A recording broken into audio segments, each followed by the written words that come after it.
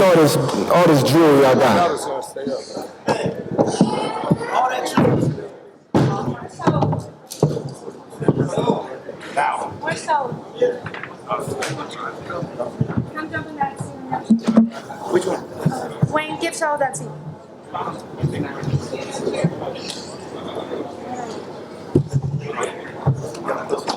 Try to knock out the front. First.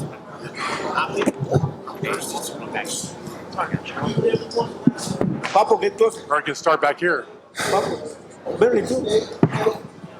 Whatever. Boom, boom, boom, boom, boom, boom. Okay. Ready? Hey, Terence, congratulations. Magnificent performance tonight.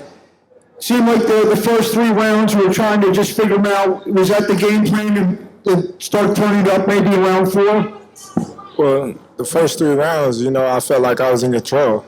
I think he was trying to figure me out.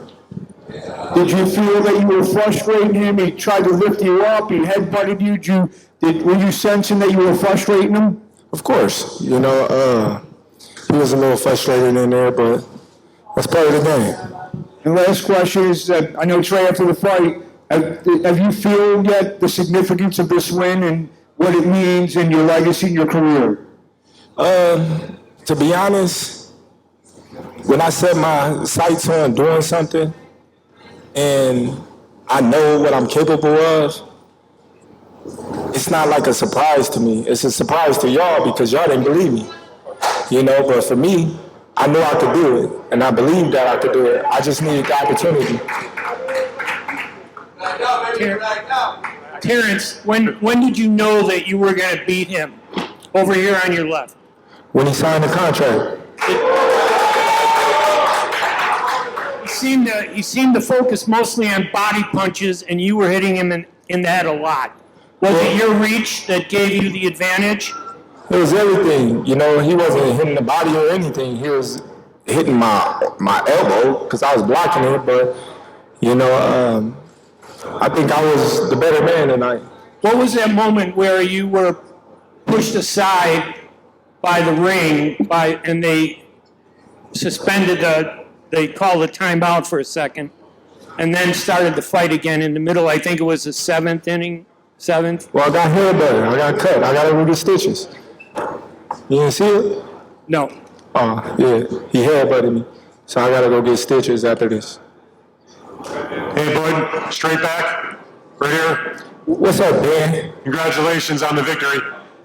I want to ask you a little bit about the history that you made tonight, and I want your opinion on which means the most to you. You became a 5-division world champion. You became the 3rd or 4th division lineal champion with Mayweather and Pacquiao. You became a 3-time undisputed champion, the first ever in the 2, 3, or 4 belt era. And you became the 2nd undisputed champion in 3 weight classes when there was only 1 champion back in 1938 with Henry Armstrong. That's a lot of stuff. You hear that? You hear that? Which do you think means All the of most? it. All of it. It all goes hand in hand. Can you describe what it all means to you to have? You just made like a whole resume of stuff tonight.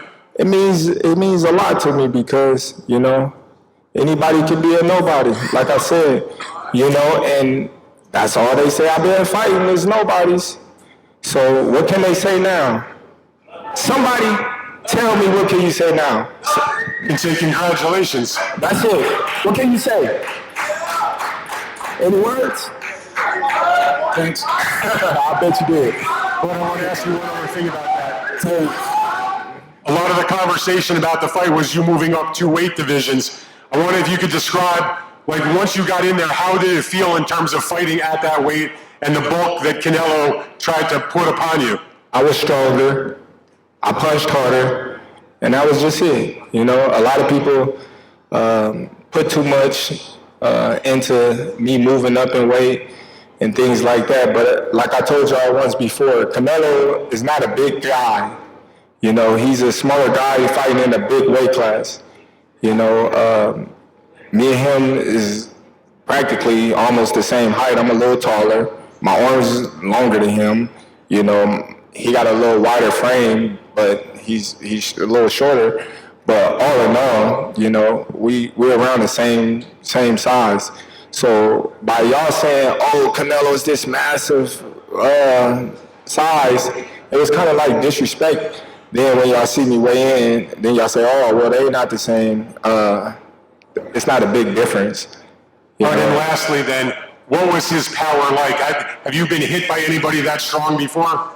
I've been hit harder. No, in a real fight, not a A sparring. real fight. I'm not Avenesian, but Mean Machine hit harder than Canelo to me. To be honest. Terence, Congratulations. Terence, right here in front. Congratulations on a historic accomplishment.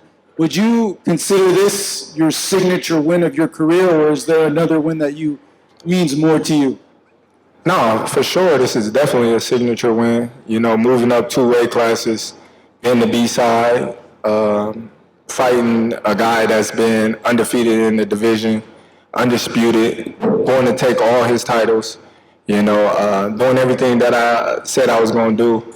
You know, of course, this means a lot. You know, my other undisputed runs, you know, I had titles and things like that. So I was coming in as a champion as well. But this one, you know, I was coming in as an underdog, no championship belts, you know, and I felt like everything was on the line. At any point, did you feel you had to make adjustments in the ring? Well, you know, around like the 6th round, I felt like I needed to step it up a little more and, you know, get in more control of the fight because the fight was going like a seesaw effect. And when you were announced as the winner, you went down on one knee. Could you just describe how that moment felt to you and what was going on through your mind? No, I knew I won. When the last bell rang, I knew I won, you know, but like I said before, God don't make no mistakes, and it's no mistake that, you know, I'm here for a reason, and I've been telling y'all that all week, that it's God's plan, not my plan. I just, you know, carried out his mission. Terence, when we spoke on Tuesday, you talked about a lot about your preparation and how confident you would, in leading up to this, and how you would break this fight down and how it was going to go. Did it go exactly to plan as you prepared for this for the last couple of months? Was it each round? Did it go as planned? Of course, you know, everything that we set our sights on to do in the fight, you know, we executed it. You know, I wanted to do a little more, but my coaches wanted me to keep doing what I was doing that was working. You know, so I had to make sure that I was disciplined and keep doing what was working.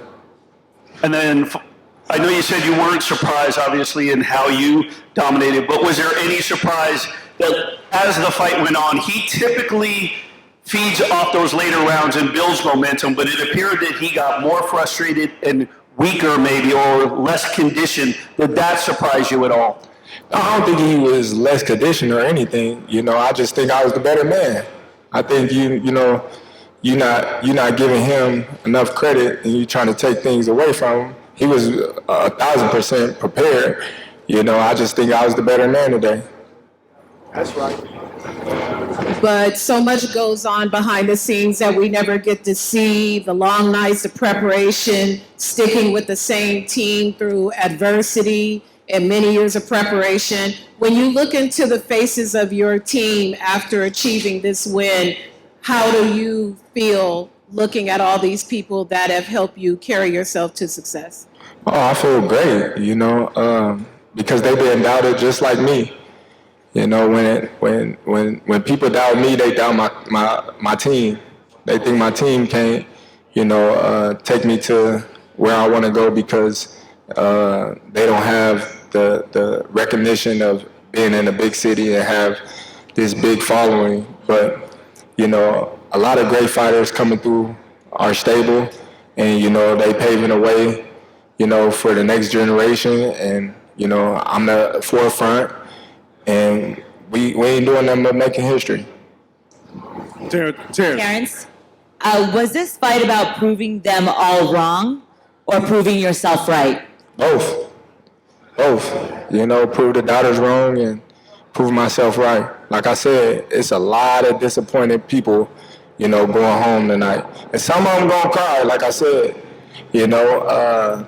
but it's part of the sport. And lastly, I asked you at the press conference the other day, what was your definition of greatness?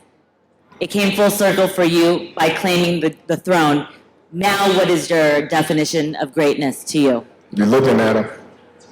Congratulations. The whole team. Terence, congratulations on your victory. With the way you beat Canelo tonight, Spence a couple of years ago, everyone is going to start making comparisons with your legacy to Floyd Mayweather. How do you feel you compare with Floyd with the resume you have now? Listen, Floyd was the greatest in his era. I'm the greatest in my era. It ain't no need to compare me to Floyd or Floyd to me. You talk the talk and you sure walk the walk. Your confidence and aura is on another level. Could we see a run as a light heavyweight? Nah, we ain't going up that much. Now, would you consider going back down to 154 and face Geronimo, the guy who prepared Canelo Alvarez for this fight? No, I ain't going down 154. Terence, obviously it was a great show today. I was curious about your entrance, how you came to choose that song in particular to walk out to. Well, it was part of my outfit. The outfit was inspired by the movie Desperado. As you see now, I had the guitar and everything, and my great childhood friend, Rosendo Robles, he was the one that, carried the song out and performed the night.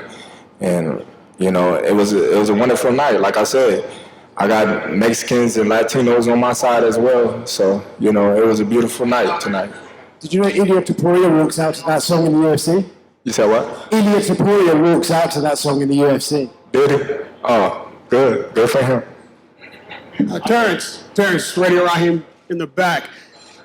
The narrative of this fight was, could your chin stand up to Canelo's power? You took his punches, but to me it seemed you neutralized his biggest shots. I don't know that he hit you even with his biggest shot. Do you consider that a greater accomplishment than proving that you have the chin to take the biggest shot? It goes hand in hand, a lot of people say I don't have no defense. I get hit with these big shots, and that's what they was worried about. Hey, it's only so much that they can say now.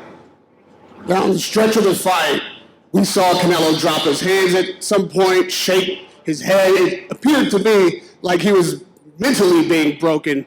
Did you perceive it that way? What did you think was going on in those 11th and 12th round when we saw Canelo seem to stop fighting for seconds? Yeah, he was definitely frustrated, because what he was trying to do wasn't working. And when he get hit, he's just like, man, he shook his head like, I can't believe I got hit with that. And last one from me. Where do you rate Canelo amongst your opponents? I mean, you're speaking about it as if it was an easy night. You've been hit harder. Where do you put him on the list of your most difficult opponents? I'm not saying it was an easy night. By far, it wasn't easy. It just, you look like that, but it definitely wasn't easy. He's definitely, at the top of my opponents that I've faced, for sure. Are you open to a rematch? And I'm open to wherever. Like I said, I'm going to sit back, enjoy my victory with my team, and, I had my birthday in 2 weeks since I'm old, everyone. Thank you for a great night, an incredible performance. Congratulations. Yeah.